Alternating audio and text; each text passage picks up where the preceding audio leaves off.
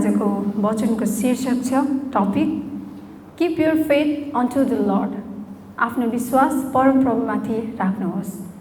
यो स्टार्ट हुनुभन्दा अगाडि म एउटा क्वेसन सबैको मनमा आएको एउटा क्वेसन यहाँ पढेर सुनाउने छु। यूहन्ना 6:28 मा छ, तिनीहरूले उहाँलाई भने, परमेश्वरले चाहनु भएको काम गर्नलाई हामीले के गर्नुपर्छ? जुन चाहिँ हामी सबैजनाको हृदयमा अहिले आइरहेको हुन्छ कि परमेश्वर चाहिँ के चाहनुहुन्छ त, के गरेको चाहनुहुन्छ त?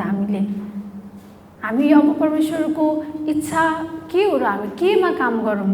हाम्रो पर्पोज के छ जसले गर्दा येशूको इच्छासँग मेल खान्छ र हामी त्यही अनुसार अगाडि बढौँ त?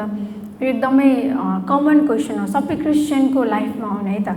र ठ्याक्क 29 मा यूहन्ना 6:29 मा येशूले तिनीहरूलाई भन्नुभयो, परमेश्वरको काम यही हो, जसलाई उहाँले पठाउनु भयो उसमाथि विश्वास गर। सिम्पल क्वेसनको सिम्पल एन्सर। तर सिम्पल भन्दाखेरि सुन्दाखेरि सिम्पल सुनिन्छ है, बट आज्ञा पालन गर्नु चाहिँ अलिकति गाह्रै छ। सो हाम्रो मेन क्वेसनको एन्सर के रहेछ त? यहाँनिर भन्नुभएको छ येशूले कि परमेश्वरको काम यही हो, जसलाई उहाँले पठाउनु भयो उसमाथि विश्वास गर। हामीलाई पठाउनु भएको छ परमेश्वरले। कसलाई पठाउनु भएको छ त? येशू ख्रीष्टले हाम्रो लागि पठाउनु भएको छ। र हाम्रो काम के रहेछ त? परमेश्वरले चाहनु भएको काम, हामीले गर्नुपर्ने काम के रहेछ त? येशूमाथि भरोसा गर्नु, येशूमाथि विश्वास गर्नु। र हामीले इफ बाइबल पढ्दै गयौँ भने जति पनि क्यारेक्टर्सहरू हुनुहुन्छ लाइक बाइबलमा, सबैजनाको विश्वास अनि च्यालेन्जेस अनि त्यस पछाडि आएको के भन्नु लाइक एकम्प्लिसमेन्टहरूको बारेमा थुप्रो कुरा व्याख्या गरेको छ है त ल। सो फर्स्ट कुरा चाहिँ हामी एउटा हेर्नेछौँ, स्टोरिजहरू हेर्नेछौँ पछि। त्योभन्दा अगाडि चाहिँ कस्तो खालको विश्वास कस्तो हुन्छ त भनेर हामी सरसरी एकचोटि रिकल गर्ने, समराइज गर्नेछौँ। एब्राहमको विश्वास के थियो त? आफ्नो सबै थोक दिएर परमेश्वरको आज्ञा मान्ने भन्नु खोजेको, आफ्नो कुनै पनि लोभ नगर्ने, आफ्नो छोरालाई पनि उसले बलिदान दिन आँटेको थियो। त्यो भनेको चाहिँ के हो त?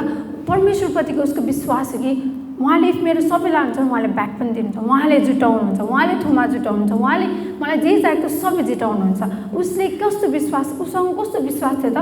आफ्नो केही नराखी पनि म परमेश्वरलाई दिन सक्छु, किनभने परमेश्वरले नै मलाई दिनुहुन्छ। त्यो विश्वास थियो। दाउदको विश्वास के थियो त? दाउदको विश्वास यो थियो कि म परमेश्वरमा जे पनि गर्न सक्छु। मान्छेले मलाई जस्तो सुकै देखोस्, मान्छेले मलाई अरूभन्दा सानो देखोस्, मान्छेले मलाई अरूभन्दा अलिकति गर्नु नसक्ने देखोस्, तर परमेश्वरको अगाडि परमेश्वर जो हुनुहुन्छ उहाँको शक्ति ममा छ, म जे पनि गर्न सक्छु परमेश्वरको थ्रु। त्यो एउटा विश्वास भयो। र अर्को विश्वास चाहिँ के छ भन्दाखेरि सद्रक, मेशक र अबेदनगो उनीहरूको विश्वास कस्तो थियो त? अन्तिमसम्म पनि म उहाँ विश्वास गर्छु, उहाँलाई आदर गर्छु, तर अन्तिम पछि पनि केही भएन भने पनि म अझै पनि विश्वास गर्छु। मेरो जे विश्वास छ त्यो पुरा भएन भने पनि म अझै पनि विश्वास गर्छु। यो चाहिँ एकदम गाह्रो खालको विश्वास हो, जुन चाहिँ हामी जो कहिले पनि विश्वास गर्न सक्दैनौँ है त ल। यो चाहिँ एउटा टाइप्स अफ हाम्रो फेथ थियो है त। तर आज हामी मेन हाम्रो च्याप्टर चाहिँ अर्कै छ है त। आज हामी मत्ती 14:22 पढ्नेछौँ। मत्ती 14:22 है त। येशू पानीमाथि हिँड्नुभयो। टपिक चाहिँ के छ त? येशू पानीमाथि हिँड्नुभयो। तर आज हामी कसरी पढ्छौँ त? पत्रुस पानीमाथि हिँड्यो भनेर। र पत्रुसको विश्वास चाहिँ एउटा इक्जाम्पल छ यहाँनिर। अहिलेको जेनेरेसनको विश्वासीहरूको विश्वासलाई यहाँनिर इक्जाम्पल एउटा कस्तो मजाले देखाइदिएको छ क्या। म पढेर सुनाउँछु। उहाँले भिडलाई बिदा गर्नुहुँदा चेलाहरूलाई ढुङ्गामा चढी उहाँभन्दा पहिले पारिपट्टि जान लगाउनु भयो। भिडलाई बिदा गरिसक्नु भएपछि उहाँ एक्लै प्रार्थना गर्न डाँडामा उक्लनु भयो। साँझ पर्दा उहाँ एक्लै त्यहाँ हुनुहुन्थ्यो, तर ढुङ्गा त्यति बेलासम्म किनारदेखि समुद्रमा धेरै टाढा पुगिसकेको थियो अनि हावा उल्टो भएको हुनाले ढुङ्गा छालको चपेटमा परेको थियो। बिहान 3 बजेतिर उहाँ समुद्रमाथि हिँड्दै तिनीहरू कहाँ जानुभयो। यहाँनिर येशू समुद्रमाथि हिँड्दै ढुङ्गातिर जानुहुँदै थियो। जब चेलाहरूले उहाँलाई समुद्रमाथि हिँडिरहनु भएको देखे तब डराएर तिनीहरूले भने, यो त भूत हो, र तिनीहरू डरले चिच्याए। यो कुरा चाहिँ के याद गर्नु भन्दाखेरि यहाँनिर लाइक सिम्पल इस्यु हिँड्दाखेरि उनीहरूले नचिनेर पानीमाथि हिँड्नु त अचम्मको कुरा हो नि त, कसैले गर्नु सकेको थिएन नि त होइन। सो उनीहरूले त्यो फर्स्ट टाइम देख्दाखेरि त के फिल भयो त, ल यो त नर्मल मान्छे होइन, स्पिरिट नै हुनसक्छ, यो एउटा आत्मा नै होला, भूतै होला भनेर सोच्यो है त ल। सो तर तल के छ त, तर येशूले झट्टै तिनीहरूलाई यसो भन्नुभयो, साहस गर, म नै हुँ, नडराऊ। पत्रुसले उहाँलाई भने, हे प्रभु, तपाईँ नै हुनुहुन्छ भने मलाई तपाईँ कहाँ पानीमाथि आउने आज्ञा दिनुहोस्, विथ कन्फिडेन्ट भन्न सकिन्छ। हामी विश्वासी अहिलेको के छौँ भन्दाखेरि, म क्रिस्चियन हो, म जहिले चर्च जान्छु, वचन पनि पढ्छु, बाइबल पनि पढ्छु, युट्युबमा पनि वचन सुन्छु, मेरो फोनभरि क्रिस्चियन गीतहरू छ। सो हामीमा कन्फिडेन्ट हुन्छ क्या, आम अ गुड क्रिस्चियन भन्ने है त। यहाँ पत्रुसले पनि त्यही भनेको छ, एकदम आँटको साथ, साहसको साथ, जुन हामी अहिले वचनहरू सुनिरहेको छौँ, आँट गर, साहस गर, कन्फिडेन्टको साथ जाऊ परमेश्वरको अगाडि भनेर उसले पनि त्यही भनेको छ। पत्रुसले फेरि भने, हे प्रभु, तपाईँ नै हुनुहुन्छ भने मलाई तपाईँ कहाँ पानीमाथि आउने आज्ञा दिनुहोस्। उहाँले भन्नुभयो, आऊ। पत्रुस डुङ्गाबाट ओर्लिएर येशू कहाँ जानलाई पानीमाथि हिँड्न लागे। पत्रुस के गर्न थाले त, पानीमाथि हिँड्न थाले।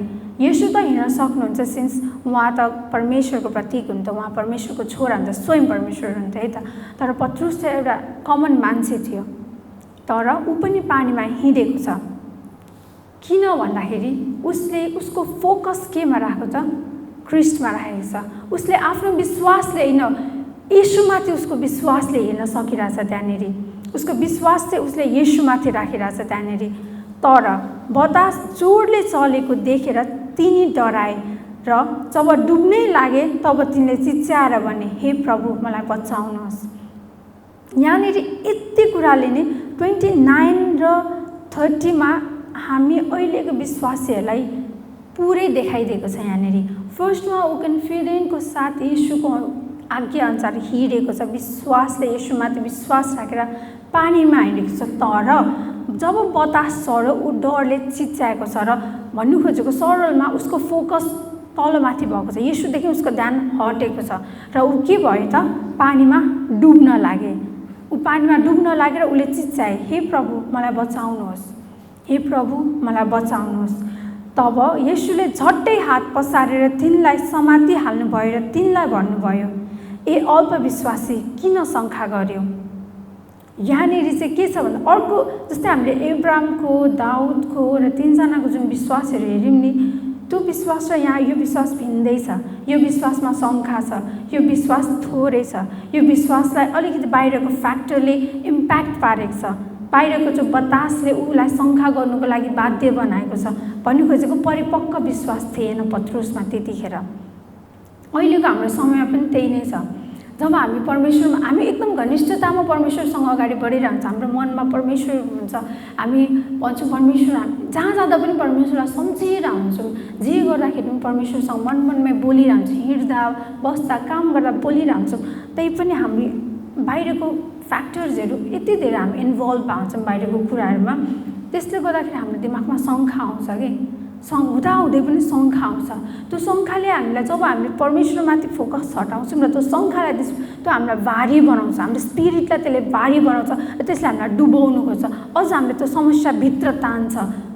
तर त्यतिखेर पनि हामीले पुकार्न सक्नुपर्छ। जसरी पत्रुसले पुकारेको छ येशूलाई, त्यसरी नै हामीले पनि पुकारेर फेरि जान्नुपर्ने हुन्छ यहाँनिर। र येशूले के भन्नुभयो त, ए अल्पविश्वास, किन शङ्का गर्यो, यो त भन्नुभयो। तर उहाँले त्योभन्दा अगाडि के भन्नुभयो, के गर्नुभयो त, हात दिनुभयो। यो भन्नुभन्दा अगाडि के गर्नुभयो त, हात दिनुभयो। मतलब उहाँले हामीलाई जहिले पनि सहायता गर्नुहुन्छ। त्यस पछाडि मात्रै उहाँले भन्नुभएको छ, ए अल्पविश्वासी, किन शङ्का गर्यो। फर्स्टमा यसो बसेर डुबिरहेको पत्रुस, ए अल्पविश्वासी, किन शङ्का गर्यो भनेको, पत्रुस त भुइँमै जान्थ्यो होला, त्यो पानीको तल जान्थ्यो होला। तर फर्स्टमा उहाँले हात दिनुभयो, एन्ड देन पत्रुसलाई भन्नुभयो। जब हामी परमेश्वरमाथि विश्वास गर्छौँ तब हाम्रो जीवनमा अचम्मको काम हुन्छ। जस्तै पानीमाथि पत्रुस हिँडेर अचम्मको काम भएको छ, त्यसरी नै हाम्रो जीवनमा पनि अचम्मको काम हुनेछ। र जब त अचम्मको काम देख्नु चाहिँ हामी चकित हुने होइन, हामी चाहिँ ओहो भन्ने होइन, देख्ने मान्छेले भन्नेछ, साँच्चै नै तपाईँ परमेश्वरको पुत्र हुनुहुन्छ। अनि थाहा पाउनेछन् को हो येशू भनेर, अनि सुसमाचार त्यहाँबाट स्टार्ट हुन्छ।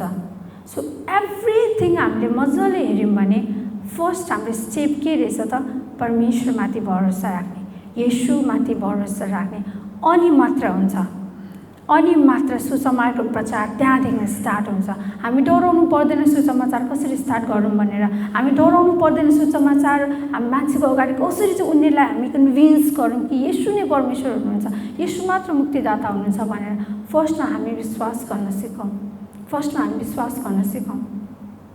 यहाँनिर म अस्ति नै बसिरहेको थिएँ अनि आजको वचनको लागि म येशूसँग प्रार्थनामा प्रकाश मागिरहेको थिएँ। तब उहाँले मलाई जुन दिन भएको कुरा म त्यही कुरा म सरर पढेर सुनाउनेछु। मलाई हेरेर हिँडिराख, जसरी पत्रुस येशूलाई हेरेर पानीमा हिँड्न सिक्यो त्यसरी नै येशूलाई हेरेर अगाडि बढिराखौँ। हो, हामी डराउँछौँ र कहिलेकाहीँ डुब्छौँ, तर येशूले हामीलाई आफ्नो हातहरू लम्काएर हामी माथि राख्नुहुन्छ। हामी येशूलाई हेरेर हिँडिरहौँ र उहाँले हामीलाई सिंहासनमा राख्नुहुन्छ, जसरी दाउदलाई राख्नुभयो। हामी उहाँलाई हेरेर हिँडिरहौँ र हाम्रो अगाडिको गोलियतलाई मार्ने सामर्थ्य हामीलाई उहाँले दिनुहुन्छ। हामी उहाँलाई हेरेर हिँडिरहौँ र उहाँले हामीलाई माथिको स्थानको अधिकार दिनुहुन्छ र हामीलाई त्यहाँबाट परमेश्वर येशूको आराधना गर्नेछौँ। जब हामी सबै माथि पुग्नेछौँ, त्यो माथि पुग्दा पनि हामी उहाँको आराधना त्यहाँबाट गर्नेछौँ। हाम्रो विश्वास येशूमाथि राखौँ, हाम्रो विश्वास येशूमाथि राखौँ। जसरी पत्रुसको विश्वास डगमगाएको छ त्यसरी नै हाम्रो पनि डगमगाउन सक्छ। तर हामी डगमगाइसकेपछि हामी डुब्न लागेको बेला पनि हामीले उहाँलाई पुकारेर नछोडौँ, किनकि उहाँले हामीलाई हात लम्काएर सहायता गर्नुहुन्छ। र कहिलेकाहीँ हामी नआत्तियौँ कि परमेश्वरले हामीलाई पत्रुसलाई गाली गरे जस्तै पनि गर्नुहुन्छ। त्यतिखेर त्यो भनेको चाहिँ के हुन्छ, हाम्रो च्यालेन्जिङमा हामीले जब हामीले नराम्रो काम गर्छौँ हामीलाई पनिसमेन्ट पनि आउँछ नि, याद गर्नुभएको छ कि छैन? पनिसमेन्ट आउँछ, तर त्यो पनिसमेन्ट हाम्रो बेस्टको लागि आइरहन्छ। त्यतिखेर हामी उहाँलाई नदोष्यौँ, अझै विश्वास गऱ्यौँ कि उहाँले हाम्रो लागि बेस्ट राख्नुहुन्छ भनेर। र जब उहाँले हामीलाई त्यो समस्याबाट निकाल्नुहुन्छ र हामीसँग बस्नुहुन्छ, जसरी यो बतास शान्त भएको छ त्यस्तै हाम्रो समस्याहरू पनि शान्त हुन्छ, किनकि त्यतिले परमेश्वरको नाममा घोडा टेक्नै पर्ने हुन्छ। Thank you so much. र आजको यही नै थियो रिमाइन्डर कि तपाईँहरूलाई हाम्रो विश्वास चाहिँ ख्रीष्ट येशूमा हुनुपर्छ भनेर। जसरी दाउदहरूको विश्वास थियो आफू गर्न सक्छु भने त्यो विश्वास हामीमा हुनुपर्छ। जसरी एब्रामको विश्वास थियो सबै थोक उहाँले जुटाउनुहुन्छ भनेर, त्यस्तै हामीले पनि उहाँमाथि विश्वास राख्नुपर्ने छ। र पत्रुसको जस्तो विश्वास पनि हामीमा छ भने डुबेको बेला पनि येशूलाई पुकार्न हामी नछोडौँ, उहाँले अवश्य सहायता गर्नुहुन्छ। धन्यवाद सबैलाई। Thank you so much. Jay